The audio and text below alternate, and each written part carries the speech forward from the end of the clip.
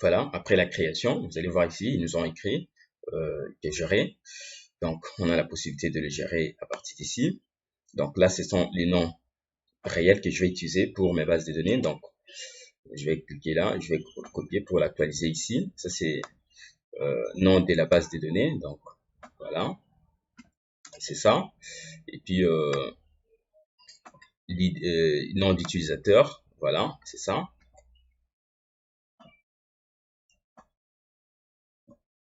Voilà, nom d'utilisateur, c'est ça. Les mots de passe, c'est ce que nous avions pris là. Et les hôtes, donc notre serveur, pour eux, on va utiliser seulement localhost. Donc, on a tout ce qu'il faut pour pouvoir héberger notre site web. Donc, localhost, c'est ça ce qu'on va utiliser. Donc, je clique sur gérer et puis PHPMyAdmin pour accéder au PHPMyAdmin qui est en ligne. Pas notre PHPMyAdmin en local, mais le PHPMyAdmin qui est de 00W host. Alors, notre base de données qui a été créée, elle est là. Donc, je vais cliquer là-dessus.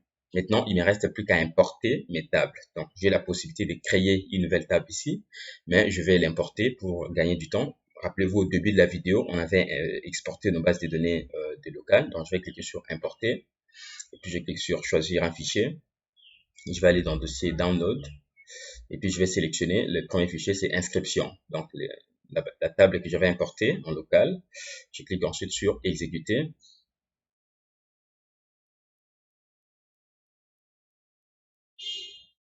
Voilà, la table a été importée. Donc, là, c'est fait. Si on essaie de voir ici, au niveau de notre base de données, voilà, il y a la table inscription qui est là avec toutes les données qu'on avait faites pendant notre essai. Je vais aller encore dans ma base de données pour pouvoir importer la deuxième table. Donc, je vais cliquer sur importer. Ensuite, choisir un fichier. Je fais cours, c'est la table cours que je vais importer maintenant et je fais exécuter.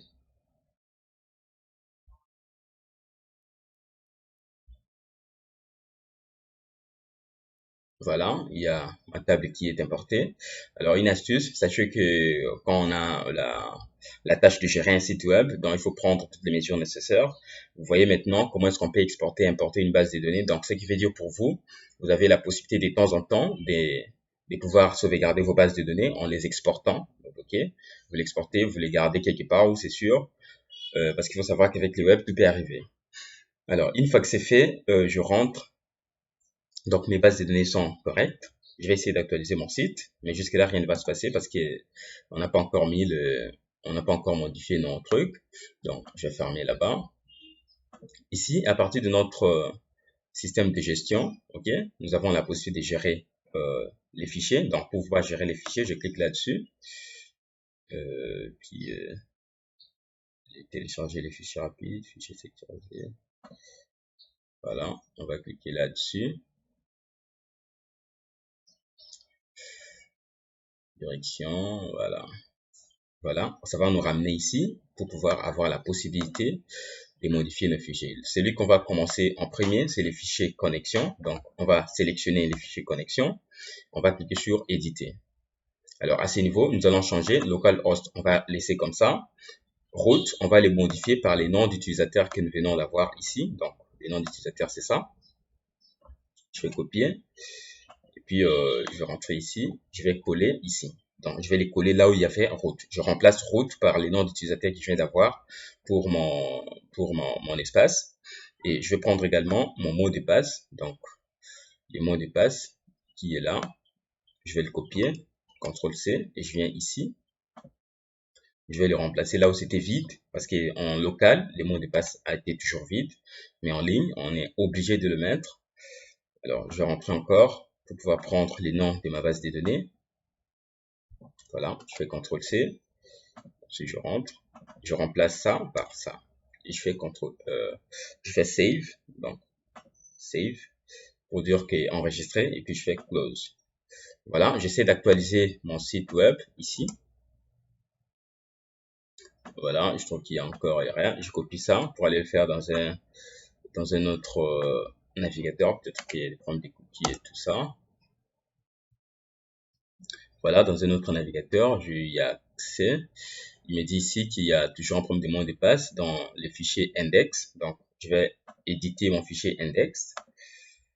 Je vais rentrer dans gestionnaire des fichiers. Le fichier index qui est là. Tout d'abord, je vais copier la ligne de connexion en question. Le fichier connexion. Voilà.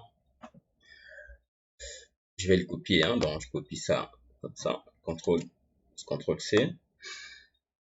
Voilà, le fichier index qui est là. Je clique là-dessus et je fais éditer. Voilà, il y a localhost ici, donc on va changer cela. On va remplacer par notre nouvelle connexion de base de données. On va chercher partout, on avait mis l'ancienne connexion, donc l'ancienne variable de connexion à la base de données. On va le chercher afin de le remplacer avec le nouvel. Je fais save, puis je fais save and close. Voilà, je vais tenter d'actualiser encore. Voilà, ma base de données qui a été correcte. Donc, toutes les données sont correctes. Je peux ici créer des nouvelles utilisateurs. Comme vous le voyez, notre site web est maintenant en ligne gratuitement. Donc, je peux ici créer dans inscription. Je vais faire inscription. Je vais créer une nouvelle inscription. Je vais voir le fichier exercice. Si lui aussi, il a cette connexion à la base de données. Exercice. Je fais éditer. Est-ce qu'il a aussi, voilà, pour lui, il n'y a pas de problème. Je vais essayer de faire un nouvel enregistrement à partir de mon site. Donc, vous voyez là, nous sommes bien en ligne dans HTTP, Congo Projet, dans le nom de notre projet, suivi de l'extension du site qui héberge notre projet. Formulaire.php, c'est le nom de notre formulaire. Je vais créer par exemple Michel Elako. Voilà, je vais dire ici Elako, Michel. Je vais me sélectionner les sexes. Voilà, classe, date, je vais mettre ça. Email, je mets par exemple